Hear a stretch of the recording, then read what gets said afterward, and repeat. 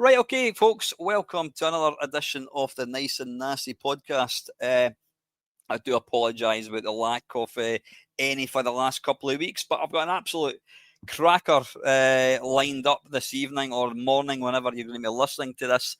I'm delighted to once again introduce my friend and welcome to the podcast, Mr. Tony Temple. How the hell are you, Tony? Hey, Al. Yeah, I'm good, thanks. Yeah, it's good to be talking to you again, actually. You're quite. I think you're probably a bit like Billy Connolly was to Michael Parkinson. I think you've been on my channel quite a few times, not just yourself and with the other two lads from the Ted Dabney Experience. Are things all right with yourself? Everything's good. Al, yeah, actually, yeah, everything's pretty good. Busy times with life and work, and we just moved house and kind of stuff like that. But yeah, I've just come back from the States actually. I went over to the States with Paul Drury, who I'm sure anyone listening to this knows who Paul is. He writes for Retro Gamer magazine, and we jumped on a plane and flew to California and caught up with a load of people. A few people that Paul has interviewed over the years obviously live over there, so he took the opportunity of saying, "Hey, we're coming over. Can we buy you a beer?" So highlight of that was we had a beer with Nolan Bushnell. Would you believe? Wow. Yeah, which was quite something. So was that the first time you've actually met him in person? I've never spoken or ever met him, so I was kind of along for the ride, really, because I think Paul's interviewed him 2 or 3 times. So he just dropped him a line and said, "Listen, I don't know, we've not spoken for a while, but we're in town. Can we buy you a beer?" And he literally took us at our word, and we bought Nolan Bushnell 2 beers, I think, or was it 3? So that was nice. We just sat in Nolan's local bar in Santa Monica, which is, I think, a suburb of LA. And I didn't really know what to expect. And he was just a really nice, funny guy. I mean, I think he's 80 now. And we just spoke about life. I mean, we didn't really talk about games too much, but we spoke about life and, what it's like to be an entrepreneur and what he's doing now. And he spoke about his kids. And he's still working. He's still coming up with new ideas. Still working, 80 years old. Wow. Yeah. But he said to us he was about to jump on a plane to Hong Kong to talk to some guys about funding for his new business venture. But yeah, it was great. He gratefully accepted a copy of my book. I kind of thought I ought to bring something with me. I did see the picture. Yeah, it's awesome. Yeah, that was cool. And he signed my I've got an original Computer Space sales flyer that I've had for a number of years. I thought you were going to say you got an original Computer Space, and then you dropped in the sales flyer part. It went downhill a wee bit, but no, that's still pretty. I wish I did. Yeah, sorry about that. But yes, he signed that for me. So that's now, probably one of my prized retro gaming possessions, I think. But that was quite something. It was really good to. So I mean, they always say never meet your heroes. I mean, I'm not saying that he's a hero of yours, but obviously he is the dad. He is the daddy of this whole thing. It's why you and I do a relative podcasts and YouTube, and it's why we got together. But totally. Can you live up to what you kind of thought he was going to be? I think so, yeah. I mean, I think, like I say, I wasn't really sure what to expect at all, as to whether I'd be, sort of completely dumbfounded by this guy. But he was just a really, he was just like you might just bump into someone and start talking to them at a bar in a pub or something. He was exactly like that. He was totally chilled out, totally relaxed. And thankfully we weren't starstruck or anything, and it was just like talking to an old mate. We spent a really nice couple of hours with him, so that was cool. And then we met with a couple of other people as well along the way. Dave Toyer, who wrote Missile Command, and he's I wouldn't say he's a friend, but he's sort of someone I try to catch up with whenever I'm over in that part of the world. And then we ended up in at an event called California Extreme, which is basically where a lot of the arcade collector community in the States, they all bring their rare arcade cabinets to this big event. So it is kind of like Play Blackpool, I suppose. and you get to see and touch and play some extremely rare arcade cabinets that you wouldn't otherwise get an opportunity to do so. Yeah.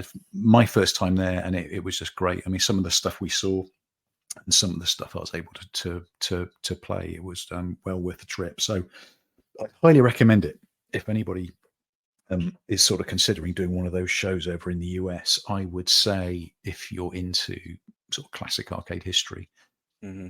California Extreme is definitely the one to do. So so we had a good 10 days over there. It was a good road trip, and Paul's a great guy, just very funny, and we just had a whole lot of laughs over a period of 10 days, and it all went far too quickly. As it always does. So when was that? A couple of months ago, was that? I think it was fairly recently. It was we left 11th of August. I think we got back on the 23rd. So yeah, literally just a couple of weeks ago. So yes, very sad to be back, but it was a good time. It was a good time. No, okay, absolutely awesome. So is that an annual event then, Tony? Is it? It is an annual event. Yeah, like I say, it's the first one I've been to. I would love to go every year if I could squeeze it in, but I suspect it's probably one to do every 3 or 4 years if you can get permission from your family to disappear with your mate. Yeah. Well, but yeah, highly recommended. Just you're talking about kind of rare games. What would you happen to know? What the sort of the rarest arcade game is? Is that something you could actually somebody would actually know? Like there's only one available in the whole world, or is that? It's a really good question, actually. I've never been asked that one before. I suppose it would be kind of subjective, but there's a number of cabinets that I could name that, on the basis of what I've read online and sort of being part of that hobby, you get to know what the rare cabinets are. One would be a game called Sundance by Cinematronics. It's rare because it's shit, but don't let that put you off. And the cabinet. So I was just thinking drinking coffee there. So just when you said that. Oh right, sorry, mate. And the cabinet was very, very unreliable. So what was happening was they were producing this cabinet, delivering it to arcades, and literally by the time it got to the arcade floor and was switched on, they were just failing completely. And Cinematronics had their sort of after sales support network wasn't really there. So the arcade operators, this was a new machine. They didn't know how to fix it. They were literally just shipping them back. And word got round. It then obviously didn't sell very well from the off. And so there's only a handful of these things around. And I'm aware of, I think, 2, maybe 3 that are out there. I'm sure there's more, but in terms of what's visible to the public, there's only 2 or 3 of those. Yeah, and another one would be a very rare vector game by Century called Aztarak, which was programmed by the late Tim Stryker, who I think I've got this right. He was the inventor of the bulletin board system.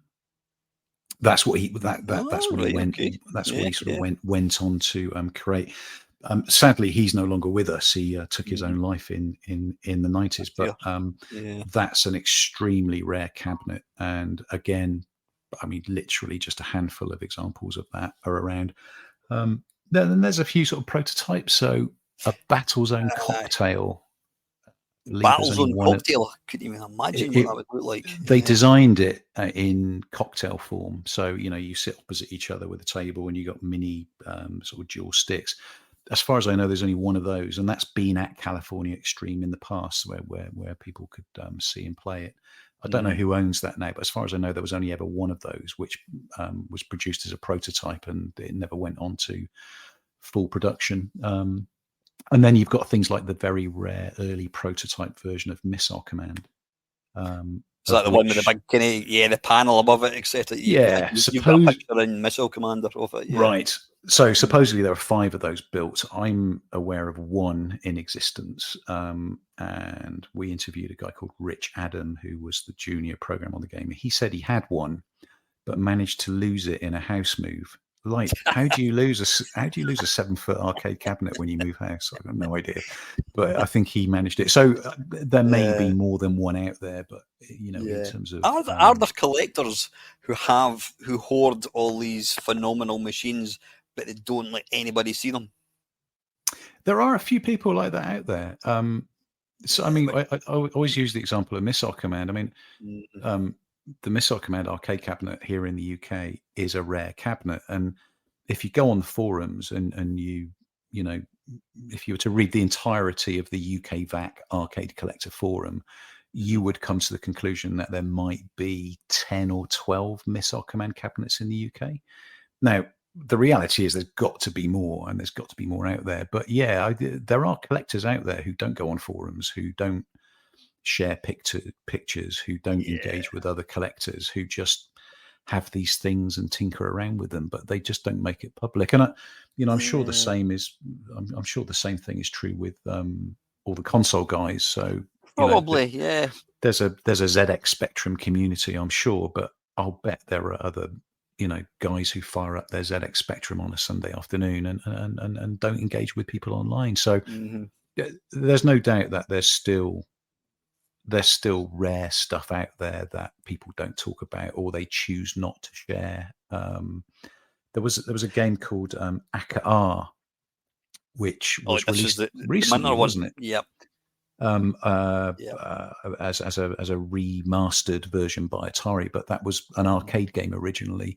And Mm-hmm. again, as far as we know, it never went into production. And there were sort of 3 prototypes which made it outside of the factory, and those are owned by collectors. And up Hmm. until very recently, the ROMs weren't even being shared for MAME. So it was these 3 collectors who had the cabinets, but Yeah. they didn't want to share the code. So there are guys out there who own very rare cabs who keep them to themselves. So yeah, Christ, I could. This is probably another podcast episode in its own right. The rarest arcade, but yes, there's Computer Spaces, obviously an extremely rare cabinet, and they're out there. And if you've got deep enough pockets, I'm sure you could prize one away from people who own them. But yeah, there's quite a few examples of things like Computer Space. They're out there. You can see pictures Mm. online. One of my sort of fellow YouTube friends, Kevin, down the rabbit hole. He's got a YouTube channel. He's got a Computer Space. I think it's a yellow one. I'm sure it's yellow. Has he? Yeah, yeah. Kevin, hit me up. I I'll will take. pick. I will send you. I think he's done a few videos of it. But yeah, I'm sure it's Computer Space he's got. But I'll ping you the link across Yeah, later on, Tony. But I'll I think there's gladly something take that off his extremely hands. sad that people own things and they don't want to share them, because I mean, you'd think part of the sort of the motive for owning something extremely rare is a kind of bragging rights. Oh, I've got this, I've got version 1 of this, whatever, and to not want to share it, just I Yeah, don't know, just doesn't really sit right with me. And it's the same with when people, people have a complete collection of NTSC Sega Dreamcast games, and they're all shrink wrapped and they've never been opened. Why? yeah, What is the purpose? They I just do want find that to. odd. Yeah, it's a completely bizarre thing. Weird. Yeah. One of my mates actually, he bought it was a sealed, was it Pitfall for the Atari 2600, and I think he paid about £100 for it, whatever it was. It was something quite a lot of money, and Mm. he did have a channel for a wee while, and he showed it off. He says, "Now I'm going to open it," and he just went, and he just ripped it apart. There we go. And folk were down thumbing Oh, the video. How dare you open this thing? It's like, it's for playing. You know what I mean? Seriously. yeah.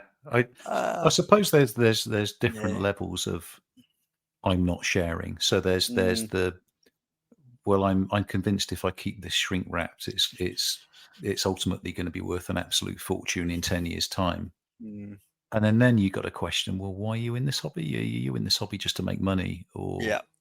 or are you in this hobby to collect? So there's kind of that. But I do think there are people who just don't do the online thing. They just don't do forums. They don't do Facebook. Aye, possibly. They don't They, engage with other collectors. yeah. They just sort of they just kind of keep the stuff. But I do agree with you where Mm, you can see someone's got something and they're talking about it online, but they're not sharing it or they're not playing it. I kind of question their motives a bit, I think. Yeah, I mean, if you're in it to make money, then why not just dabble in stocks and shares? Why piss about with video games? There's got to be ways of making quicker money. But yeah, what was I going to say there? I've completely forgot my line of thought there. So obviously, people will know you for multiple reasons, Tony. Probably most recently the Ted Dabney Experience, which is an utterly fantastic podcast. Which I'm just looking at the website. You're up to episode 34. So how long have you been going for then? How often do the podcasts come out? Is it a bit as and when, or do you try and can you get one out every month? How does that work? I think the aim was and probably is, in theory, to do one every month. But I think the reality of, we're all busy. We've all got real lives. No one's paying us to do this. I think in reality, it's just as soon as we can. So we've had a bit of a gap from our last guest, who was Al Alcorn, employee number 3 at Atari, I think, which was that was a great chat.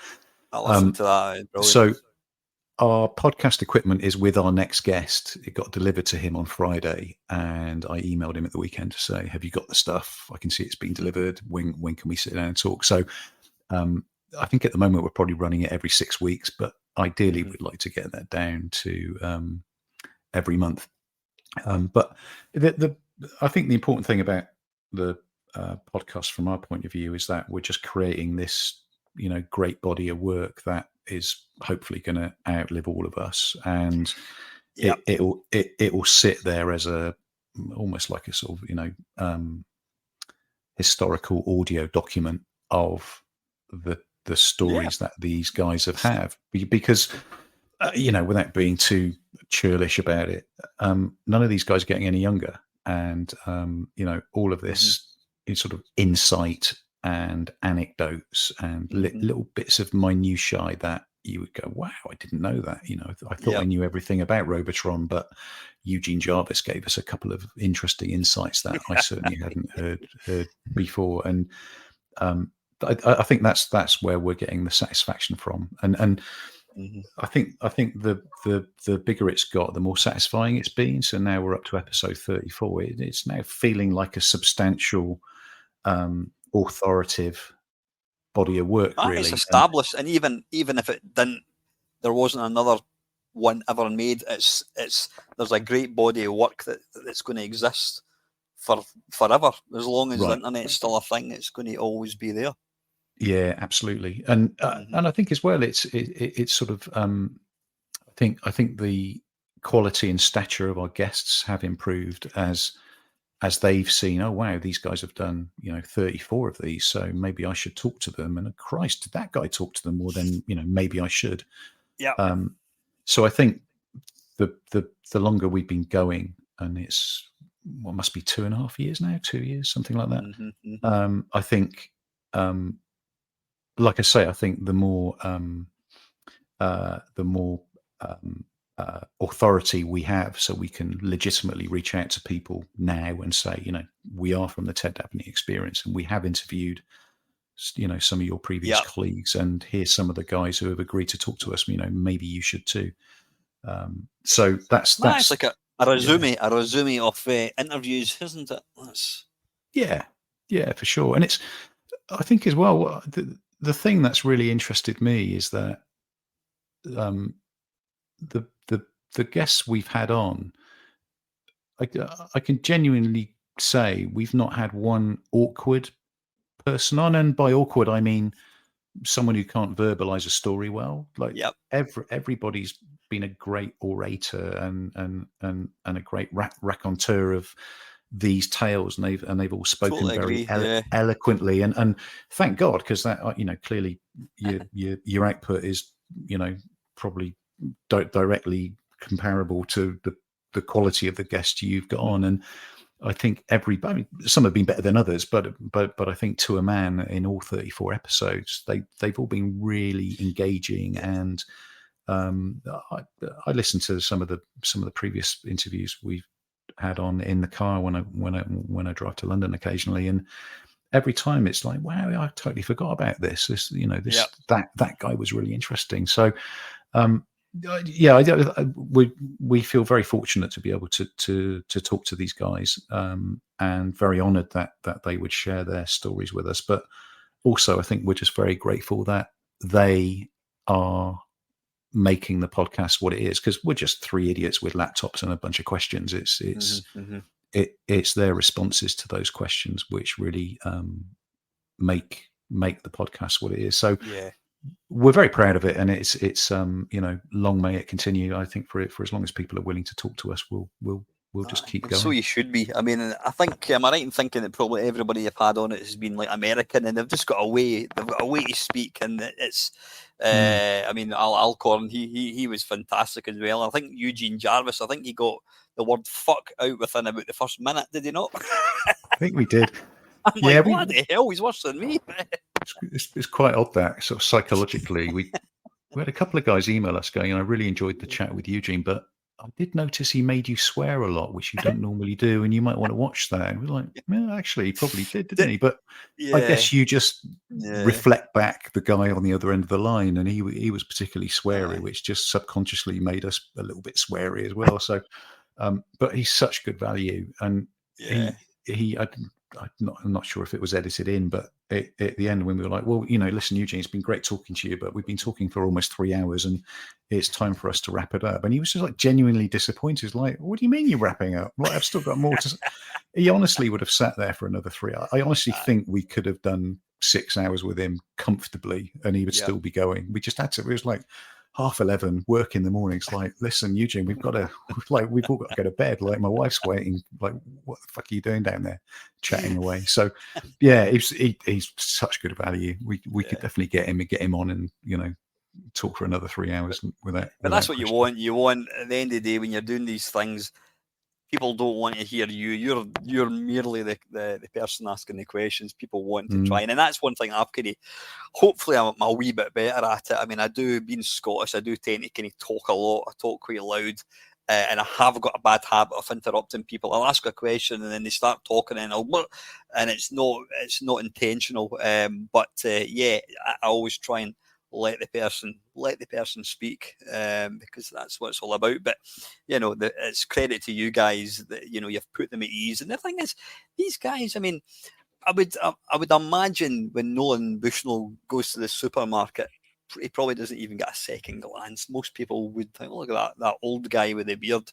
Nobody will know who he is. I mean, it's this thing that we do, and I would count myself as part of what you do as well. We're all I'm more the classic video games, our computers and that kind of stuff. What we do is we're a bunch of nerds. If I look at my stats on my YouTube channel, I think it's literally 99.8% male, and there's, what do you call it?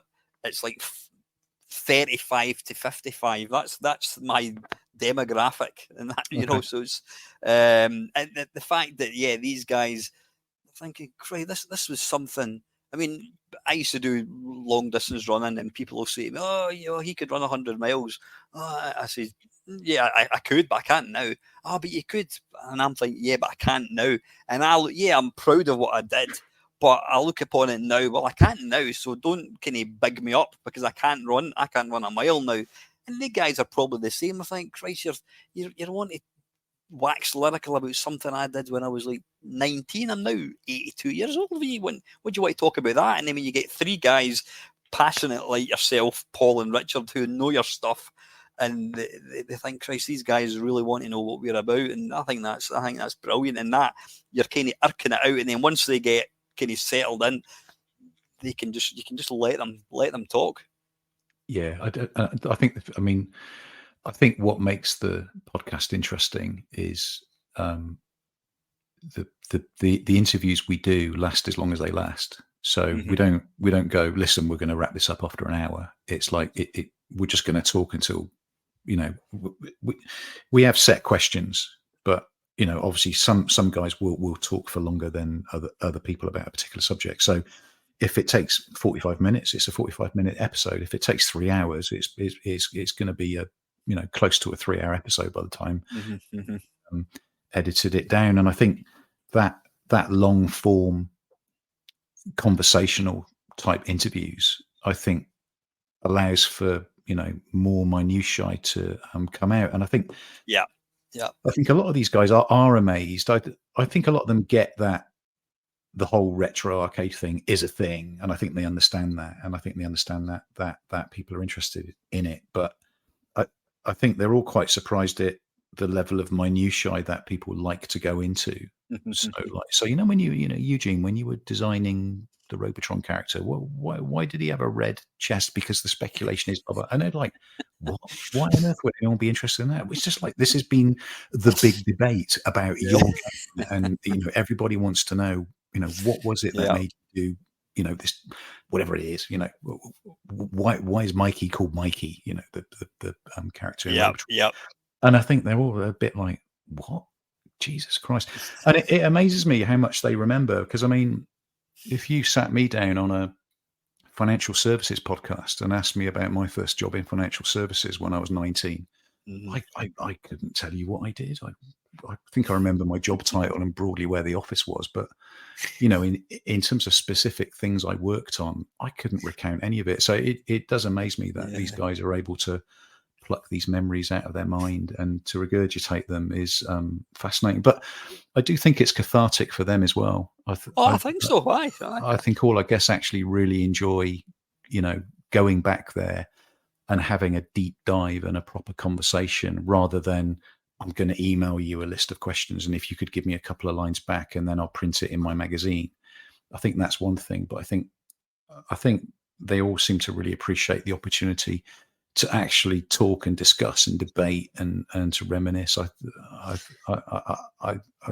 do think it's an enjoyable process for the people we interview. Well, as a consumer of your podcast, I can categorically say it's brilliant, the detail you go into the nerdiest little bits, and as you say, the guy will be talking about something and he'll go away off on a tangent and he'll probably tell you something and he's never ever mentioned ever. And probably because he's forgotten about it for the last 60 odd years, and just talking about it, is, and I think that's the other thing as well. Sorry, I'm conscious we're just chatting here, and we haven't got onto what we're actually here for. But just to finish this up, I think as well the fact that these are long form conversations, I think, does widen the appeal. So some of the feedback we get, someone like, I'm not into video games at all, but I just stumbled across your podcast, or someone told me I should listen to it, and I listened to this interview with your Doug Wismer episode, and Doug Wismer was the sales guy from Electra Home CRT monitors. And they was like, I don't know anything about arcade games. I don't know anything about CRT monitors, but I just loved listening to that guy tell his story. So thanks very much. It was a great way to waste 90 minutes while I was sat in my car. And it's like, that's exactly it. It's because these guys are telling stories. I honestly think anyone could listen to our podcast. It's not, you have to be into arcade video gaming in order to get something from the Ted Dabney Experience podcast. I think, if you just want to listen to three guys talking shit about a particular subject, it works, and so it's very gratifying to get that kind of feedback where non-gaming people listen to the podcast and go, do you know, it's really good, and high production values, very listenable, guest was engaging, really quite enjoyed it. Yeah, so you should. So how do you kind of decide? Just we'll finish up on this very shortly and get on to the kind of the main event. How do you kind of decide the guest? Is it a kind of joint thing between you, Paul, and Richard, or how does that kind of work? I'm sort of lifting the hood a bit here, aren't I? I don't think there's a great deal of science behind it at all. I think we have a list of people we would like to talk to. We have got a list of people who have said no for perfectly valid reasons. Is that right? Yeah, they're either too busy or just, look, podcast is not really my thing. Or I just don't think I'm very comfortable on a microphone. Or nah, it's not for me. Yeah. But I think typically it's like, okay, so we had an Atari guy on last week. Why don't we reach out again to that guy who worked at Midways, just to try and mix it up a bit? By its very nature, the bulk of our guests have worked for Atari, and that's simply because Atari were the gods of the arcade scene back in the time period which we're covering. So by its very nature, it's going to have a heavy Atari bias, but there isn't a great deal of science behind it. it's really who's warm, who have we warmed up, or we've got no one, so who can we reach out to? Paul, who do you know? Actually, I spoke to a guy 2 years ago when I interviewed him about it. Let me see if I can reach out to him, or I'll get used to someone via a forum in the US, or someone will email us and say, have you ever spoken to this guy? Here's his email address. You should reach out to him. So it's just like an ongoing prospect list, much like being a salesman. You've just got your list of prospects, and hopefully we're able to tick them off one by one. So yeah, there isn't a great deal of science. It's just who you can get, who you can make contact with, and see who's available. Absolutely awesome. I will put a link to the podcast down below my podcast. Please go and check it out. Chances are you probably have, because I mean, is there anyone else doing anything like this, similar to Ted Dabney? I'm certainly not aware of anything. I mean, there's. I don't think so. I think that there are certainly a handful of popular arcade related podcasts out there, but I think they're perhaps a bit more sort of I don't know, like three sort of beery lads, and I don't mean that in a bad way at all, because those podcasts are great and they're amusing and they're funny and people listen to them, and that's great. I think we wanted to be a bit more kind of formal, and a bit more educational than those podcasts, which were probably a little bit more entertaining than ours. Whereas ours is a bit more. We'd like to think it's interesting and entertaining, but we're kind of hoping people can learn things as they go. So I think the Ted Dabney Experience is unique in terms of how it positions itself. But I guess ultimately it's for the listeners to decide. Do you get a lot of feedback through? I don't. I mean, I put out podcasts, but I don't get any feedback. Do you get like comments and that kind of stuff?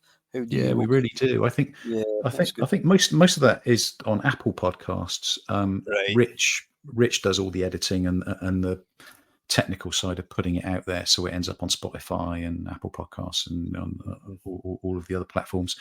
And so we do get messages via the website, but I think the bulk of it is on Apple Podcasts, because the way they present podcasts, I think, lends itself to listeners leaving reviews. So yeah, most of our feedback comes via Apple listeners, and thankfully it tends to be positive. So that's reassuring. It seems like we're on the right track. You'll probably find if you Google it as well. I mean, I know when I do podcasts, they end up some weird and wonderful kind of podcast services. I don't know how they end up across it in these things, but at the end of the day, you want to get it out there, and that's the important thing. Get it out there for people to enjoy. So anyway, listen, Tone, we'll crack on with the subject in hand. Nice and nasty. That's my stupid title for Desert Island Games. The government announced right from now on there are no more video games getting made. You can pick 3 games, and that's only 3 games you can ever play ever again in your life. It can be anything at all. You've got Wi-Fi. It can be PC. It can be arcade. It can be PlayStation 5, VR, whatever you want. So game number 1, what game would you choose and why? Okay. I won't go with the obvious one yet. But I would say my first game would be Robotron, the original arcade release. I haven't listened to any of your previous guests, but I'd be very surprised if at least one person hasn't said Robotron. So I think certainly for me, and I think for most other gamers who have had the pleasure of playing Robotron, I think pretty much everybody universally agrees that it is probably one of the most engaging, if not the most engaging, classic arcade titles released. I think it's a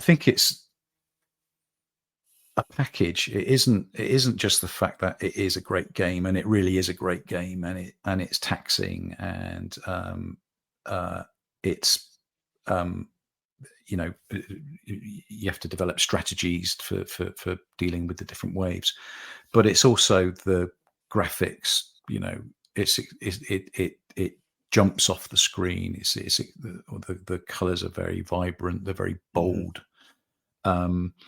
the sound, I mean, it's uses the same sound palette as games like Defender and Stargate, and I think if you play Robotron with the sound turned down, which I've done a couple of times because my soundboard broke, so I think I spent like 2 or 3 months playing without any sound. Mm-hmm. It's really genuinely not the same experience, Yeah. and it's hard to overemphasize the importance of sound in that game. Mm-hmm. There are certain triggers where um, I'm going to show a complete lack of knowledge now of Robotron, but the little circular things that spawn those buggers that shoot things at you, they fly all around the screen. But Yep. there's Yep. when that starts happening, it does that sort of squealy noise. It gets wee, and it's Mm-hmm. it's just that warning that, oh shit, something's happening on the other side of the screen, and what is Yep. it? And so the audio on Robotron, I think, is really key, and of course when you get an extra life, that great sound it makes. Um, it's just spectacular. It's so well put together.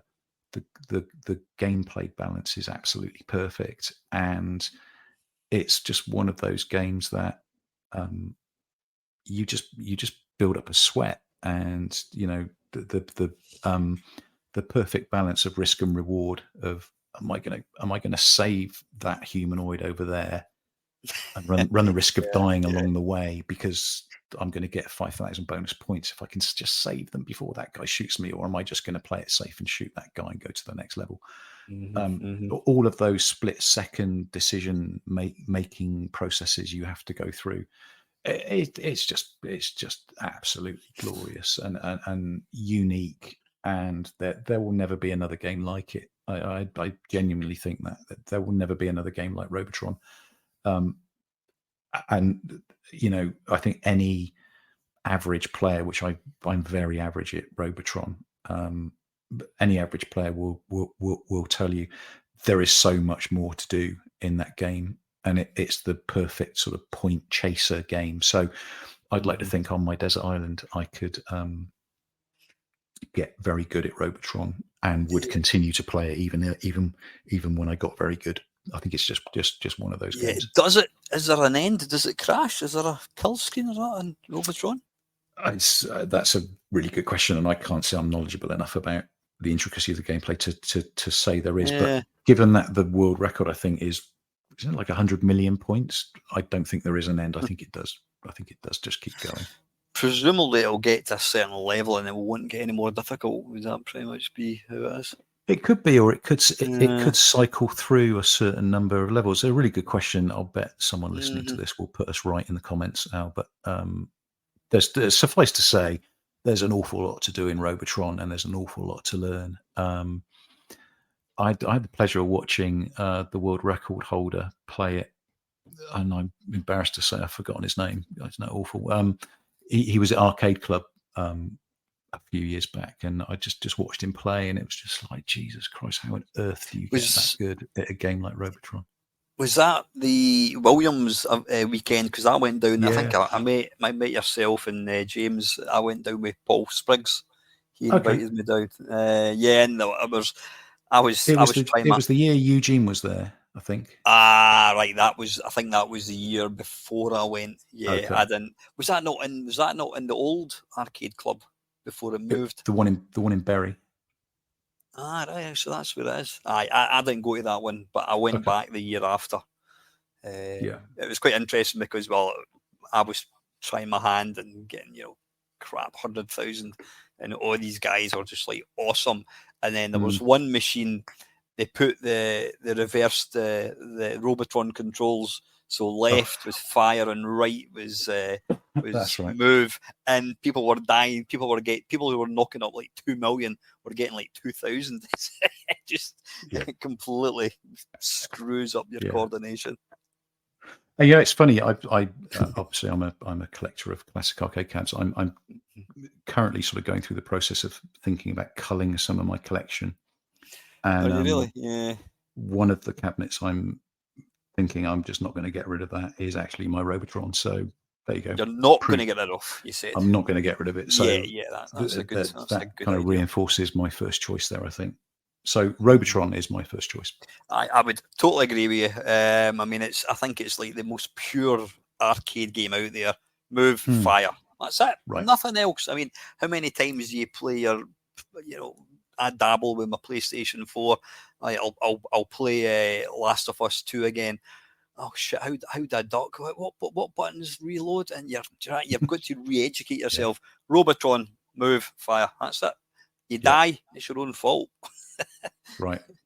It's awesome. Yeah, it's great. Such a good game. No, fantastic first choice. I think I'm trying to remember. I think you might be the first person to actually pick that one. So great choice, Tone. Right, game number 2. What would you pick? So game number 2 for me is Mario 64. So I would say when anyone says to me, like, name your top 3 video games, Mario 64 was always up there. So I remember buying a Japanese N64 when they came out, and I bought it came with a Japanese copy of Mario 64. But it kind of took me a while to figure out the sort of mechanics of what I was doing in terms of what I had to do. But as soon as it loads up and you get on that first screen where you're in the garden of the castle and you're running around and you're doing backflips and you're climbing up the tree, and you're playing around with the camera, I mean, it was just staggering. Like there was nothing like that before that game came out that had been executed that well. I suppose you could argue something like iRobot, and some of the Super FX stuff that was being done on the SNES was kind of doing this sort of pseudo 3D stuff. But it was only when the sort of CPUs and the technology had kind of caught up so that it could be executed in as smooth a way as Mario 64 did it. I maintain it's the only video game that put a smile on my face when I first switched it on. Like within, I just sort of stopped and looked at it and thought, I'm sat here smiling. It was just that revolutionary at the time, and it still is. I mean, I can't say I've played it for probably years now, but I remember finishing it. But I think, if I recall correctly, you can get through Mario 64 by just doing the bare minimum, by just collecting what you need to collect to get to the end and to defeat Bowser. But if you want to do it properly, you have to collect all of the stars, right? So I think you can complete it by collecting like 70 odd stars or something. But to get them all, there's like 140 odd stars out there. And I've never done that. But I would like to think if I was on my desert island, I would be able to fire up Mario 64 and explore the game properly rather than just getting through it, which I think is what I did to get it. And I'll bet there's a whole ton of stuff in that game that I would continue to thoroughly enjoy. So yeah, Mario 64 for those reasons. It just a truly revolutionary game that it's kind of like one of those genre-defining games. So it's the defining 3D platformer that preceded everything that's come since, right? Yeah, I think you'll not mind me saying this, but I think that the age that we're at, we were blessed to see the first of everything. We saw the first video game, whether it was Pong or Space Invaders. We were the first to get to experience playing a video game on your TV. We were the first to, get the comment. I remember getting an Atari ST and putting an absolute pixel perfect version of Arkanoid. Like, wow, and then as you say, like the PlayStation 1 Ridge Racer. Christ, I was playing it in the arcade last week, and I've got it on my Behemoth 32-inch CRT. Look at it. And as you say, Mario 64. Now, I don't have any luck. I bought an N64. I got an N64 when it first came out in '96, I think it was. But then I sold it, and then I bought another one maybe about 10 years ago, and I got the EverDrive cartridge for it, and I sold it because I never used it. I thought I don't like the N64. I think the controller's horrible. It's really plasticky. But Well, Mario 64 is a phenomenal game. An absolute phenomenal game. And like yourself, Tony, I remember me and my mate just playing it, and then I think we got to I can't remember what level it was, where you're diving down to like this sort of shipwreck, and you've got this kind of music playing, and there's like a big giant eel swimming about. It was magical. It was beautiful, absolutely beautiful game. It really was, and you've just espoused the glory of the N64. It's probably my favorite console. I think if I had to choose one console, I think it would be the N64 and the suite of hit games that came with it. So maybe I could upgrade my cartridge to an EverDrive and hope that customs don't notice, so I could not only play Mario 64 but also Blast Corps. That was a great game. Actually, that, I was just going to say, that's I always remember watching Dominic Diamond and playing it in Games Master, and that's a great game. Unfortunately, it plays like complete pants on emulation. Maybe the emulation's improved a wee bit.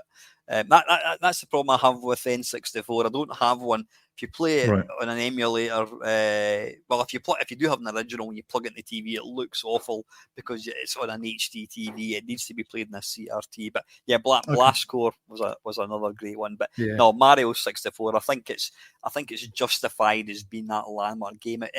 It basically defined the genre. And then everything else followed. I mean, within weeks of it being made, there was things like, what do you call it? I don't know, Crash Bandicoot and all these kind of knockoff versions of Mario. But yeah, that absolutely nailed it. So you've got your shoot 'em up, and then you've got your sort of the one you can just relax. So your third one, what would it be? So my third one, not to disappoint anyone, it would be Missile Command. So clearly I've got a history of with the game, which is very well documented. But I think the reason I take it with me is it's the only video game on any platform of any kind that gets my adrenaline going every single time. And so clearly I've played a lot of Missile Command over the years, but even if I fired it up right now and started a game, I would get those same sort of feelings of dread and excitement and on the edge of my seat, and playing the game by the skin of my teeth, and doing a few sort of tricks to keep myself interested. It just remains the most engaging video game I've ever played. And there's always something else I've always had in my head, which was, what's the perfect game of Missile Command? And clearly the perfect game would be you shoot everything down, you never lose a city, and you play the game forever. Clearly that's not practical, but I've often wondered if it was possible to play on tournament settings where you don't get any bonus cities, but you get to 1 million points holding 6 cities all the way. Now, that would be quite the achievement, but I think in theory, given the way the game is constructed, in that I've always said there isn't a scenario that Missile Command throws at you that you can't deal with. Mm-hmm. So if that theory is true and it's been programmed as such, that in every wave there is a way of getting through it and shooting everything down without losing any of your cities, I reckon 1 million points and holding 6 cities for all of that time is doable. And I think if I'm on my desert island with nothing better to do, that would be a challenge I think I could probably go for. Mm-hmm. And obviously I hold a world record on the game, so I think. Do you still hold the world record, Anthony? Is that never? Yeah. Never been beaten? And how are guys still going for that one then? I don't think so. I'm not aware of anyone who plays it, with a mindset of I want to beat the world record. And in fact, I'd probably go as far to say is I'm not sure there's many people out there playing classic arcade games with that mindset anymore. Really? Yeah. Yeah, I think the Twin Galaxies of old is no more. I think the whole Billy Mitchell thing is probably hasn't helped. Rightly or wrongly, I think people have made a few assumptions about that and Yeah, have yeah. been kind of sort of put off of, well, kind of like, what's the point if that's the Kind of kind of tarnished shenanigans a that wee bit. that Yeah. goes on. Um, Mm. so yeah, I don't think that's unique to Missile Command. I think just generally, there aren't classic arcade gaming tournaments anymore like they used to be. The old crowd that I knew sort of back in the early 2000s, and this is the same crowd that had been doing it for many years before I got involved, Yeah. since the early to mid 80s all the way through. They've all moved on to other things for a variety of reasons, not because of any Mm-hmm. particular scandal, but people get older, people move on, Mm-hmm. and I think the infrastructure just isn't there to facilitate high scores on classic arcade machines.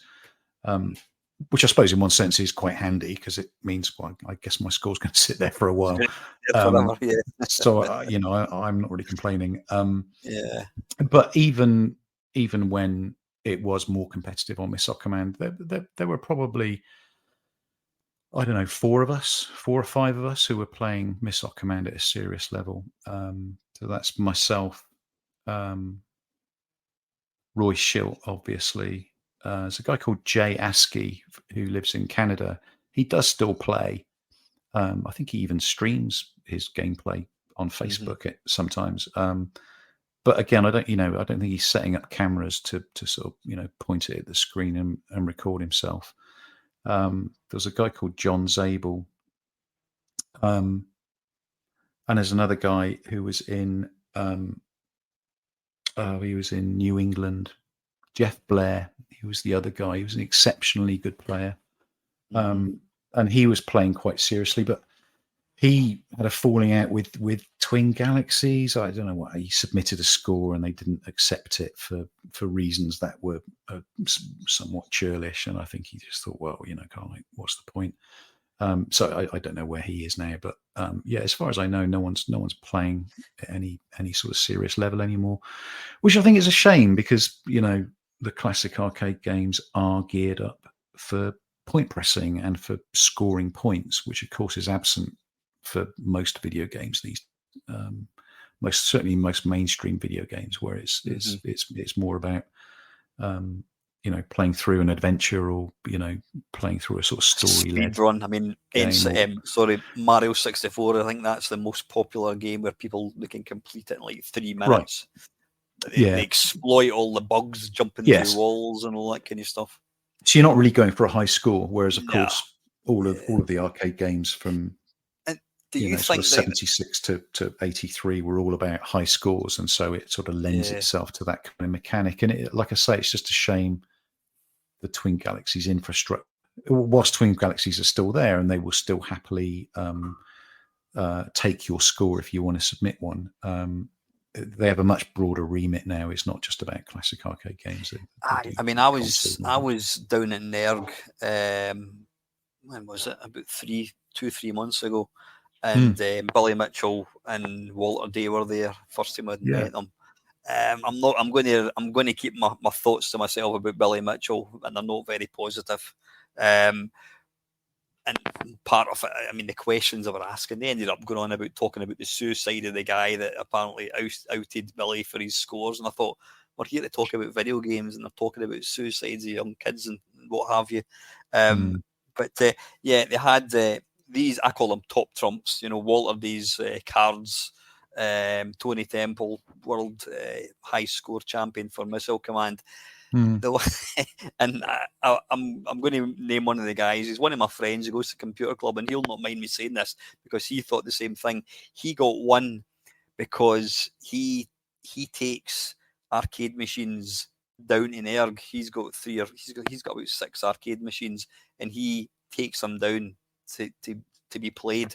and he got one of these because he takes arcade machines down to Nerg. And there was another guy got one for like Ghostbusters on the Commodore 64, and I just thought, this is lost. It's lost the point of it. Seen pictures of John Studley, Perfect Pac-Man. These were guys who were achieving the unachievable, and then they're given. I'm quite sure if I was to, I don't know, blindfold myself and play some stupid game, I would get one because I've got the high score. But yeah, and I mean, looking at Walter Day, he was falling asleep during the questions. He was actually falling asleep. You know, he didn't look particularly well. I mean, I think the guy must be getting on in age. And I says Billy Mitchell, I wasn't impressed. But yeah, I mean, do you think that the high scores? I mean, I think again, you need to be a certain age to appreciate what you've done. I appreciate what you've done. I've played Missile Command, and it's as hard as nails. Do you think that you're going to get 16-year-olds going, I'm going to have a go to Missile Command and try and get the high score? Do you think that the high score thing for classic video games, do you think that will die when dinosaurs like ourselves eventually shuffle off to the great arcade in the sky?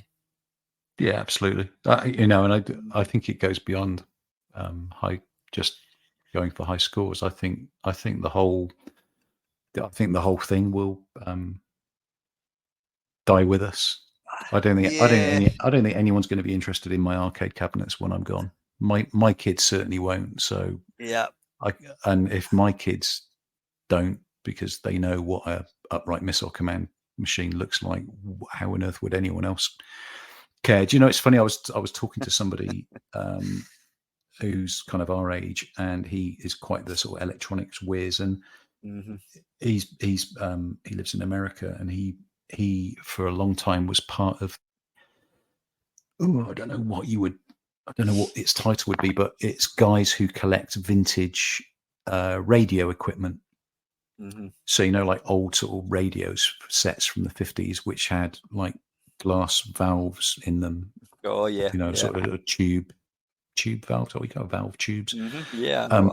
And so it's like vintage electronics, and there was a whole scene of guys who were into this stuff, and there would be a particular radio that everybody wanted because it was very rare, very much like arcade machines. Everybody wants a computer space because that was like the rare one to own.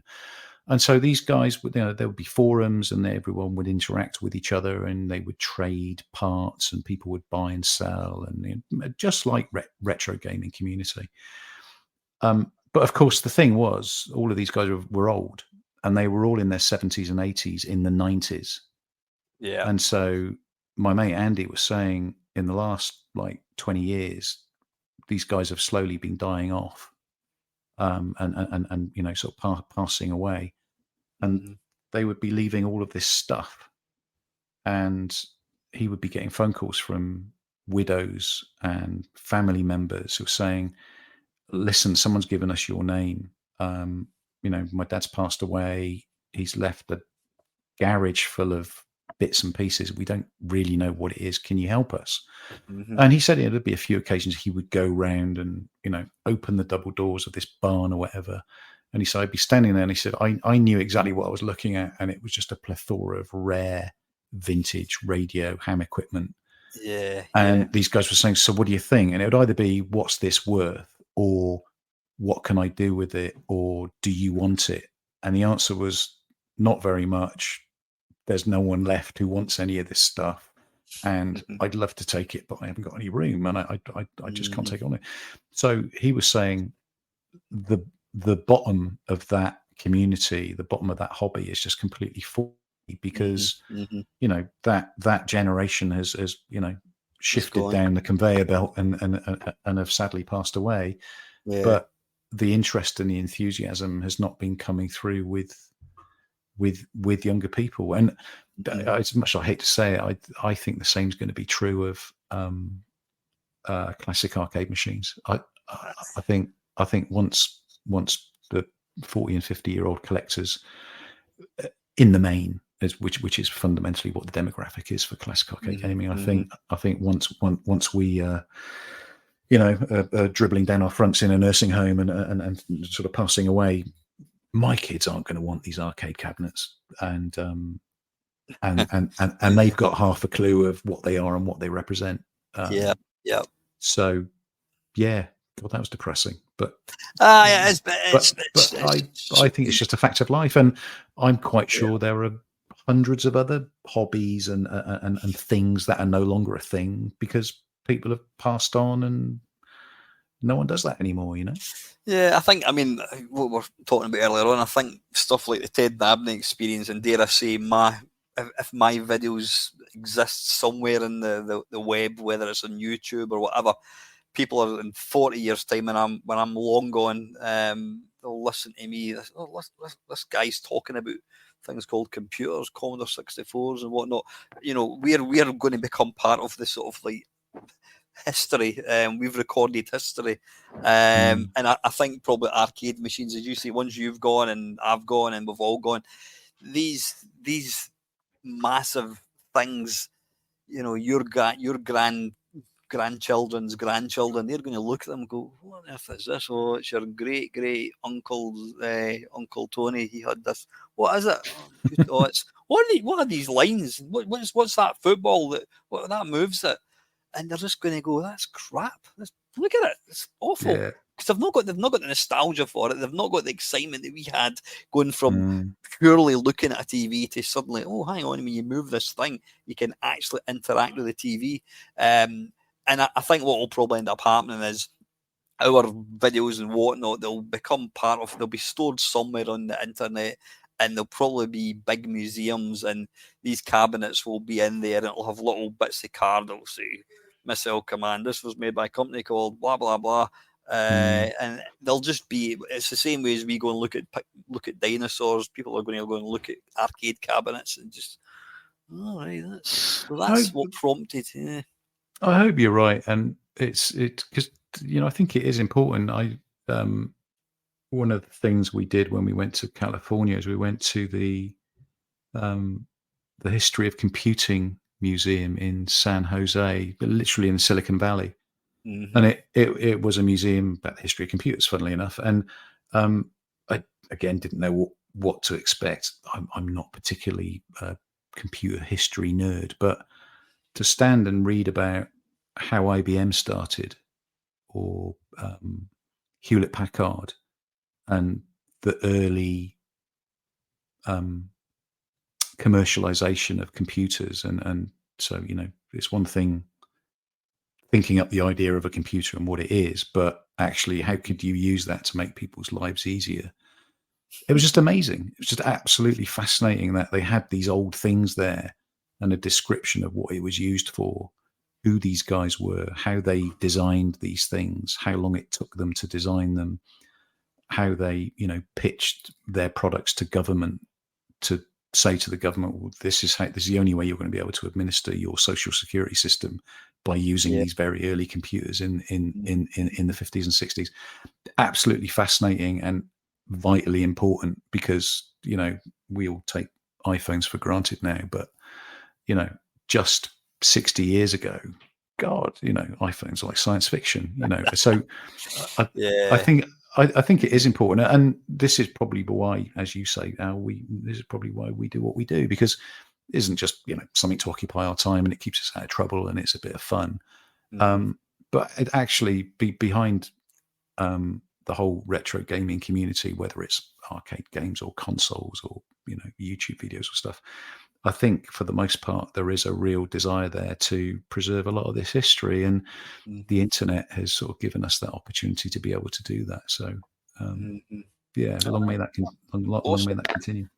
Just before we move on to the second part, talking about kind of curios and what have you, when I was down at Zap Live down in Kenilworth last month, I thought the event was rubbish. I have to say that.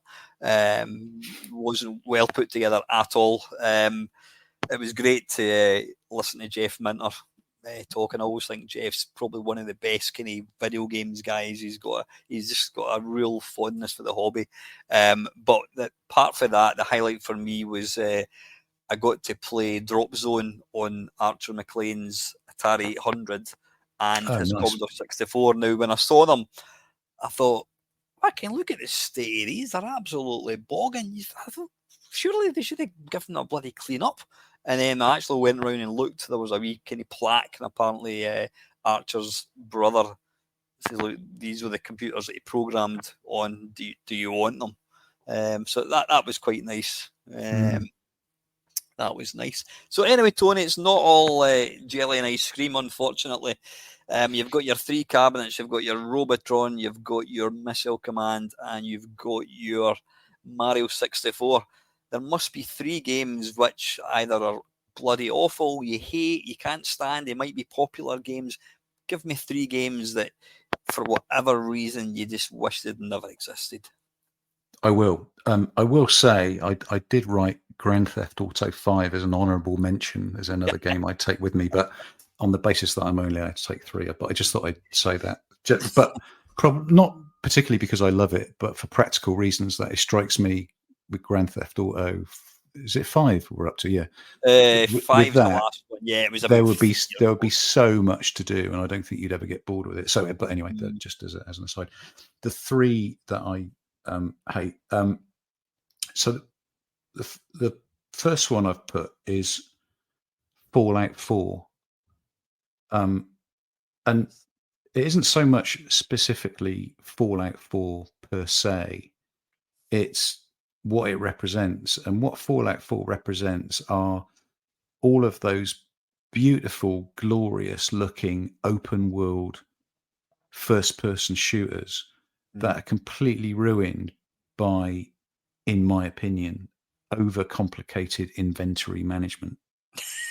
So I cannot stand a game where you've got to press select and a menu opens up, and then you've got to go to another menu, and then you've got to combine the coat hanger that you found 2 hours ago with this old leather slipper that you've just picked up, and then you've got to combine them, and it somehow makes a Gatling gun or something stupid.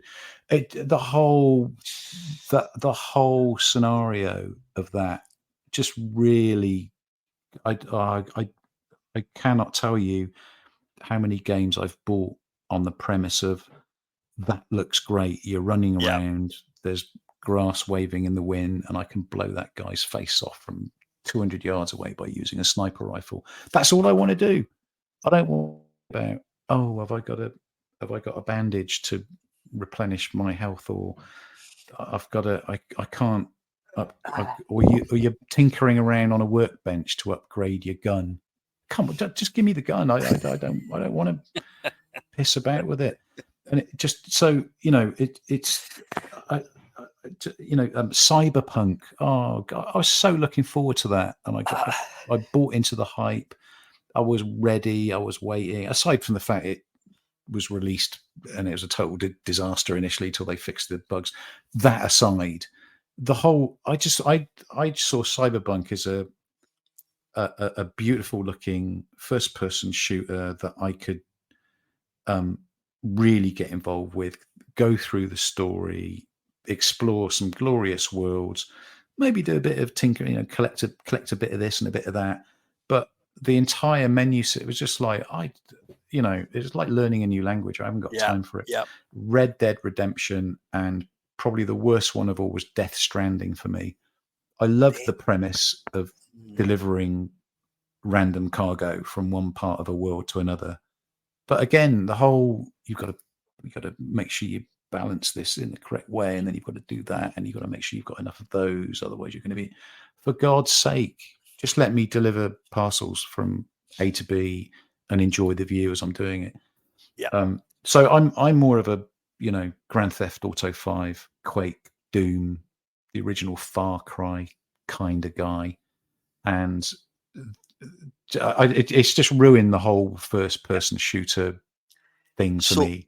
Rather than Far Cry 4, it's that genre of crafting stuff. When I hear the word craft, I'm out.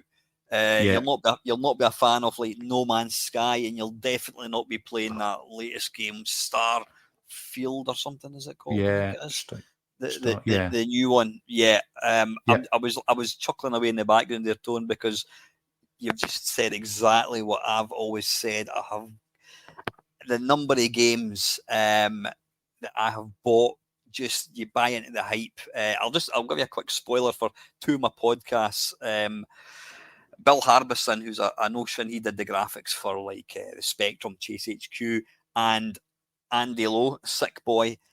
Their favourite game was the latest Zelda on the Switch, and the reason being is it was infinite, absolutely infinite. Yeah. Now, I was going to pick if I was going to interview myself, I would probably pick like that game as my worst, just for exactly all the reasons that you said. But given that Andy Sick Boy, who plays, he's a Twitch shooter, he's probably one of the best video game players out there. The fact that he picked that as his favourite game, and Bill Harbison picked the very same game, I thought, there's got to be something in this. So what did I do? I went on to Amazon, bought it. I've played it for probably an hour about a month ago, and I've never gone back to it. And I'm quite frankly not interested. I thought you were going to say I've seen the light. And I'm going to contradict myself now, because it's funny you should say that. I bought Zelda. What was the one before? Yeah, I remember you saying that. That was one of your favourite. What was it? Breath of the Wind or something. Breath of the Wild. Wild. That's Breath of the Wild. I loved it. So maybe I'm contradicting myself there. I think that got it right.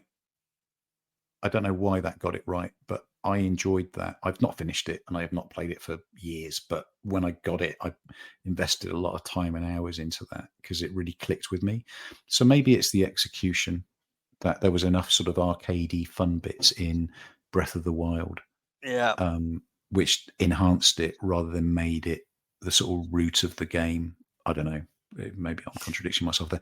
But Fallout 4, no, I'm leaving you behind, old son. Totally get you. I mean, some of the menus, it's like, oh, come on, just give me a break, because you go into a menu and you start, you think, right, okay, I need to upgrade the gun, and then you realise if you press the right trigger, there's about another 5 tabs.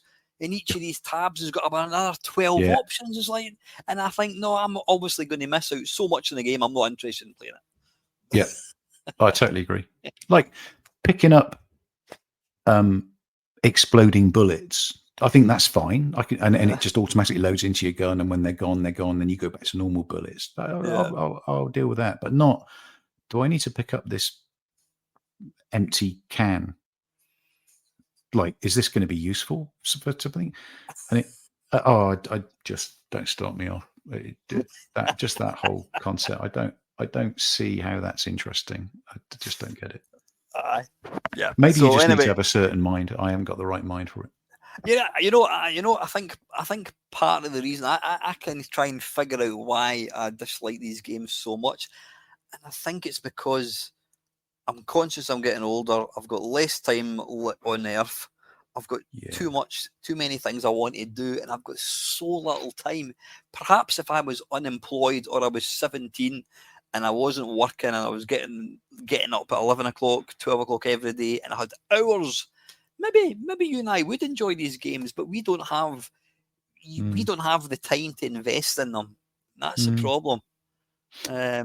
Maybe there's a case for having two versions of something like Fallout 4 or Cyberpunk, where you've got the sort of GTA version where you can just run around and maybe follow a bit of a story and just shoot things and collect stuff and get through the story and get to the end, or just have an open world that you can just explore around and shoot people in the face and drive cars and stuff. And one which is a bit more strategic, which is obviously a lot more strategic, to the extent which sort of satisfies the guys who like to play around with inventory and stuff. Maybe that would be a solution. But. So if anyone from Bethesda is watching this, you want to think about me in an old bloke edition for Tone and I.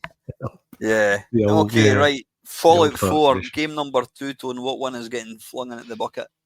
All right. So my next one is just a particularly bad memory, and the one game that sticks in my mind. It's a game called Cool Spot on the Mega Drive.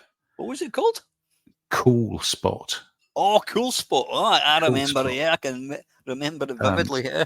I think it was by Virgin Interactive, if I recall correctly, and Yep.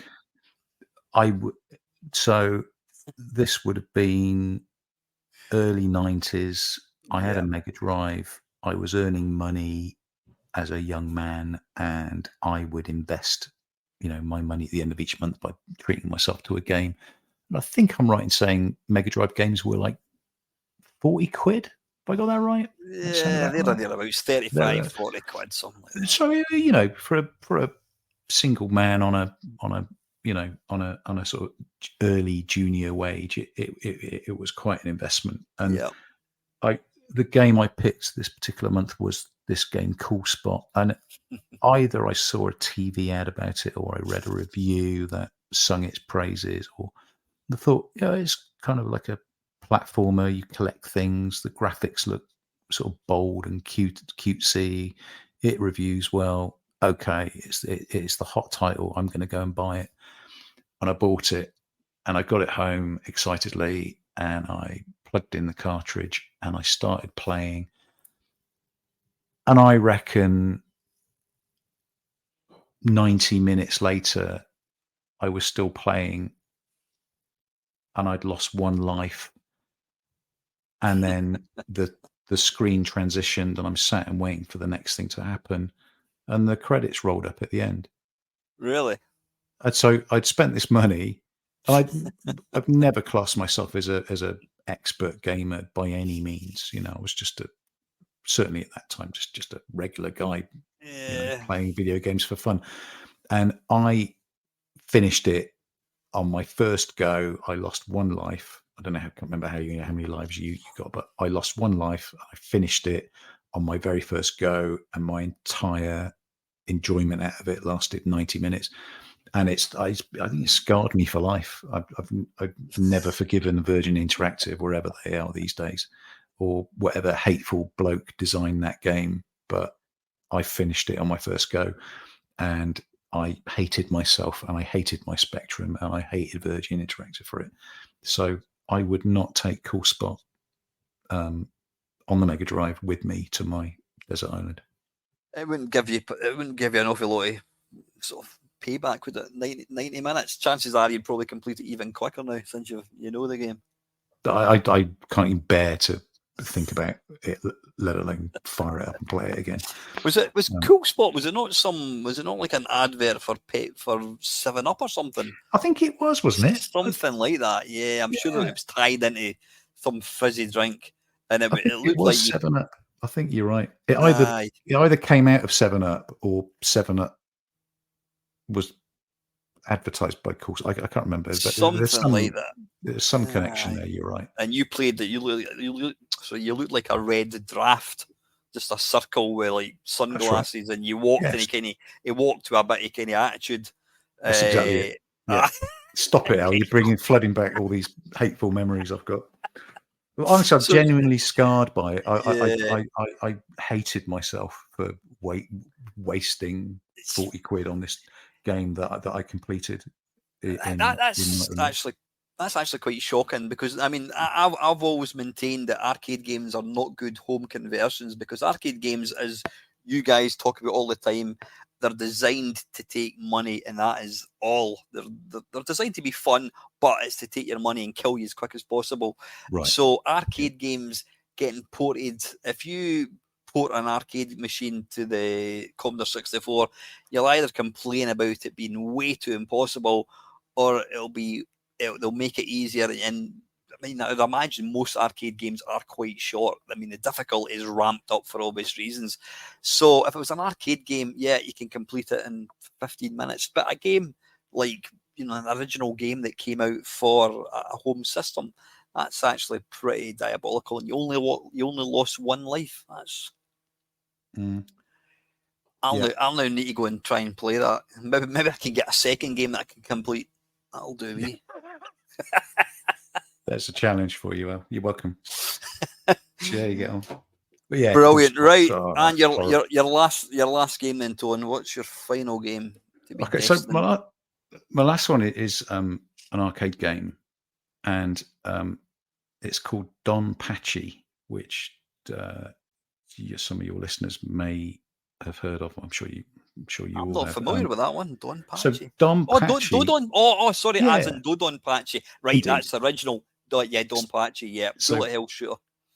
I picked Don Pachi um, for much like Fallout 4 for what it represents. So these bullet hell games, of which I believe Don Pachi is kind of regarded as the sort of grandfather of them all, the sort of initiator of the bullet hell genre. I mean, they are. There's no doubt. There is nothing better than looking at a 28-inch Sega Astro arcade cabinet playing these glorious looking bullet hell games, and they do look great. They're amazing to look at. An awful lot of sort of love and detail has gone into them. But just the way that those whole games are constructed, it just feels like trial and error to me. Like, I don't understand how anyone could get through that game on one credit.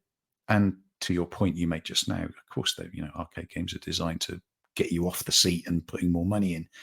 But just like you fire it up on MAME, because incidentally, a copy of Don Pachi changes for hundreds, if not thousands of pounds these days for an original PCB. So you haven't got a great deal of choice other than to play it on MAME or the old Xbox consoles. But it just, that whole bullet hell thing, I don't get it. There's too much going on. There are impossible scenarios that you just can't get out of because you're caught in a corner and there's a hail of bullets coming towards you. And the reason why I think I can say that is if you compare those to earlier shooters like Gradius, something like Raiden 1942, R-Type, Gallagher, Truxton, Xevious, Galaxian. They feel a bit more cerebral to me, like things you can think about, things that you can like you can learn a tactic with those things, and you can escape a tricky scenario. You can think about what you're doing and which weapon you're going to use if you get a selection of weapons. It just feels like more like a game, whereas these bullet hell games to me are just too frantic and too chaotic, and that it's I don't know. There's sort of kind of like, when you get your new PlayStation console and your mate comes around and he goes, "Well, show me something then," and then you put something on that looks amazing, but it plays like shit. Like, I have a look at this amazing thing. It's like, which is great as a demo, but there's not really a great deal of depth to it. That's kind of how I feel about bullet hell games. I don't doubt that there are fans of that genre out there, but for me, the shoot 'em up genre was at its peak in the years preceding the advent of something like Don Pachi. Christ, I wish I could tell you what year that came out. Would it be 89, 90, something like that? I don't know. It's sort of late 80s maybe. But those sort of, shooters which preceded that, some of those horizontal, the 1995 it came out. Oh, wow, it was as late as that. Wow, okay. 1995, published by Cave. Or sorry, So, developed by Cave, published by Atlas. Yeah, Cave. Yeah. There's another game called Pink Sweets, and they all look great. They all look absolutely incredible. And I mean, I've got a few on my main cabinet, and I fire them up for a laugh. But I can't. It's just like, it feels like it's almost like you have to learn where you need to be on the screen at any particular point, and it's like trial and error. Oh shit, I died. Right, I'm going to press continue, and I'm not going to make that mistake again at that particular point in the game. And it's just endless continues. I just can't see the enjoyment personally. They feel very unfair. You could play. I'm going to use Terra Cresta, which I think is a great game. And there might be one particular bit you think, "Oh Christ, I'm going to die." Oh bloody hell, I managed to get out with that. And you can use a bit of like ninja skill to kind of navigate out. But now I've always said like shoot 'em ups are my favourite kind of genre of video game. And I used to sort of tell people, I love bullet hell shooters, but I don't think I really do. I do play on occasion Dodonpachi, whatever. But it feels so unfair because you can get to a certain point and then no matter what you do, you just die. Now, I remember being down, where was it? It was down at, it was before places like Arcade Club. What was it called? Retrocade. It was a guy, I can't remember the name. We had Lamasoft, we went down there. Archer McLean was there with his red Ferrari. And I remember talking to Andy Lowe and he said, in fact, there was one point where there was what's the name of the game? Arakuda. It had just been released, and there was somebody on YouTube complete Arakuda, and I remember we all congregated outside. I think Jeff Minter had his little portable DVD player, and we're all sitting watching this guy completing Arakuda. And they're like, oh, wow, oh my God, oh, it's amazing, it's amazing. And Andy Lowe says, it's not a shoot 'em up, it's a puzzle game. It's you're looking because the actual the point that you die on a spaceship is like the pixel at the very, very front of the ship. All the rest of the ship, bullets can pass through, and it's just about looking for that gap. He says it's not a shoot 'em up, it's a puzzle game. And when you think about it like that, it might give the impression that it's a shoot 'em up, but it's not really. It's just navigating. And my eyes, maybe because I wear contact lenses, I've got to kind of blink. You're trying to navigate, and then you end up. It's like going in a maze. You go up, you end up going up the wrong way, and boom, it's game over. And it just feels so unfair. It doesn't matter how good you are, you're not going to get any better at it. So I'm totally with you. Yeah, it kind of brings. I find when I do play, I couldn't tell you the last time I did, but the last time I played one on a main cab, it brings out the worst in main because you're thinking, well, I wonder what happens next. So I'm just going to keep going to see if I can get to this boss, and you're literally lasting 5 seconds per man, and 15 seconds later you're pressing continue, and now I'm now just mashing the buttons. It doesn't matter what I do or where I move. I'm just going to keep pressing continue and mash these buttons just so I can see what this end boss is going to look like. Yeah. And it's just like, oh, hang on a minute. This isn't a game anymore. This is, I'm just doing this out of interest because I'm invested and I'm curious. That's not to say I'm quite sure if you invested the time in it, you could get good at it like you can get good at any other video games. But I can't get beyond that initial kind of like, what's the point of this? I don't get it. It's fur coat, no knickers. It looks great. It's beautiful, but when you scratch the surface, for me anyway, they just do nothing for me. I'd much rather have a good game of Xevious personally. I think even I'll go one step further. Like 1942, I think it's a fantastic game. It's great. It's got shit graphics, but there's nothing going on in the background. It's just you shoot the planes, avoid the bullets. Then they brought out like 1943, 1944, and they put that annoying power bar in. So you're playing it, you think, oh, I'm doing bloody well, not realising that your power bar has gone all the way down. And then it also, I hate shoot 'em ups that gift you. They gift you upgrades within 5 seconds of playing. It's like Salamander. Both. You've got a ripple laser within a few seconds. I want to earn my like Gradius or Nemesis or whatever it is. I want to earn the right. Oh, I've got the laser now. Great. But this just giving you all the weapons really fast. You want to earn it, yeah. So I'm a purist like yourself, Tony. I would give me a game in 1942, Terra Cresta, Moon Cresta, whatever. Any of these games. Dude. Moon Cresta, what a classic. I'd say another good shooter I discovered not that long ago was Time Pilot 84. So it's basically Time Pilot 2.